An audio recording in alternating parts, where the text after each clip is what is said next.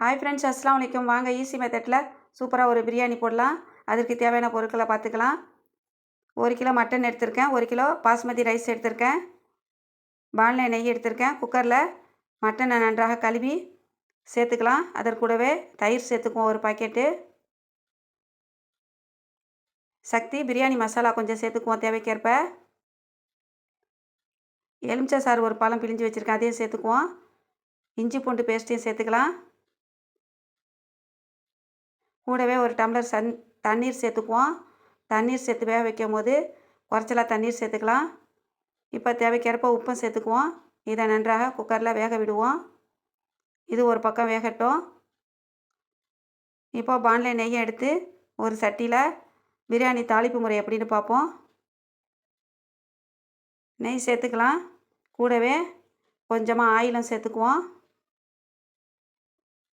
பட்டை, கிராம்பு, ஏலக்காய் இதையும் சேர்த்துக்கலாம். பிரிஞ்சி இலையும் சேர்த்துக்குவோம். ஆயில் கொஞ்சம் சேர்த்துக்கலாம். வெங்காயத்தை நன்றாக பொரித்து எடுத்துக்கலாம். வெங்காயத்தை நன்றாக பொரித்து எடுக்கும் போது மணமும் சுவையும் அதிகமாக இருக்கும். கூடவே முந்திரியை சேர்த்து வறுத்து ஒரு தட்டில் எடுத்து வச்சுக்குவோம். பொன்னிறமாக ஆனதும்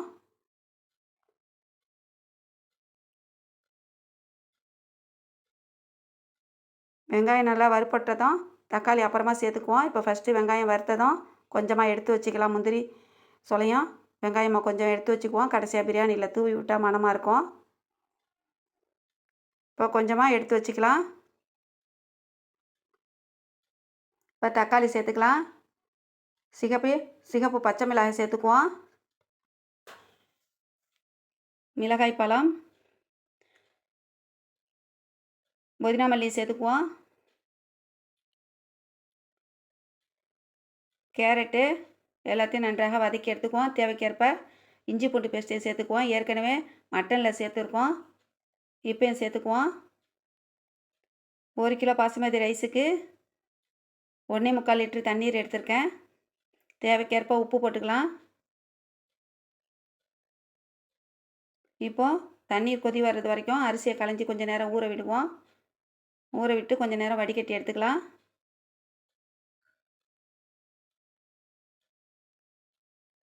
தண்ணீர் கொஞ்சம் குறைச்சி சாதம் போடும்போது ஒன்றோட ஒன்று சாதம் ஒட்டாது. இப்போ கொதி வந்துடுச்சு. வடிகட்டின பாசுமதி ரைஸை அதில் கொட்டி கலக்கி விடுவோம். கலக்கி விட்டதும் நன்றாக கொதி வரட்டும். இப்போ கொஞ்சம் நேரம் மூடி வைக்கலாம். இப்போது மட்டன் வெந்துடுச்சு.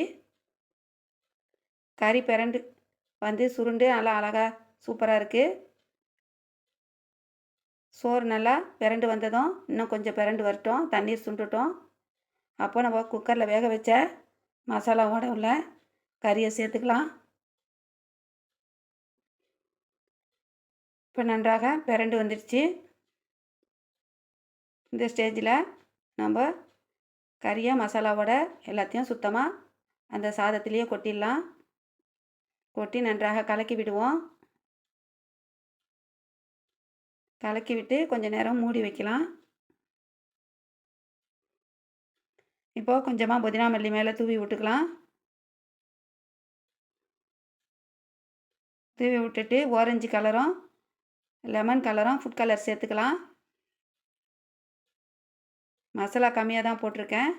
வேக வச்ச வெங்காயமும் முந்திரியும் அதற்கூட பிரண்டு வந்தோடனே சேர்த்துக்கலாம். இப்போ சோறு சாதம் பிரியாணி சூப்பராக வந்துடுச்சு, ஒன்றோட ஒன்று ஒட்டாமல்.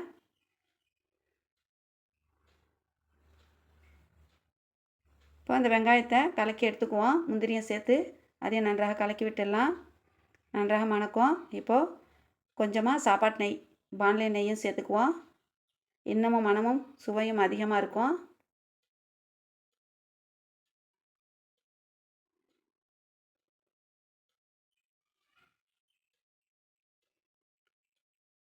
நன்றா சூப்பராக ஒன்றோட ஒன்று ஒட்டாத அழகாக சூப்பராக இருக்குது பிரியாணி. இப்போ நெய் சேர்த்துக்கலாம்.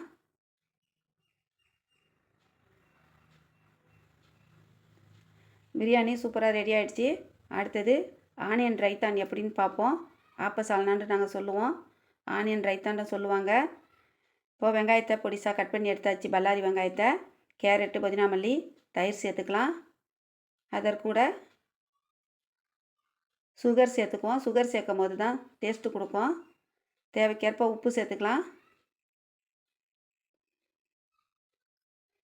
விதை நீக்கப்பட்ட எலுமிச்சை சாறையும் புழிஞ்சு விட்டுக்கலாம். பிரியாணி சூப்பராக ரெடி ஆகிடுச்சி. இதே மெத்தடில் நீங்களும் செய்து பாருங்கள். செய்து பார்த்துட்டு கமெண்ட் பண்ணுங்கள். ஆனியன் ரைத்தான், தால்ச்சா, பிரியாணி இதெல்லாம் சூப்பராக இருக்குது. இது ஒரே நேரத்தில் செஞ்சது தான். முன்னாடி தால்ச்சா வீடியோ போட்டிருக்கேன். இந்த வீடியோ உங்களுக்கு பிடிச்சிருச்சுன்னா ஒரு லைக் பண்ணுங்கள், ஷேர் பண்ணுங்கள். பாய். அடுத்த வீடியோவில் சந்திப்போம். அஸ்ஸலாமு அலைக்கும்.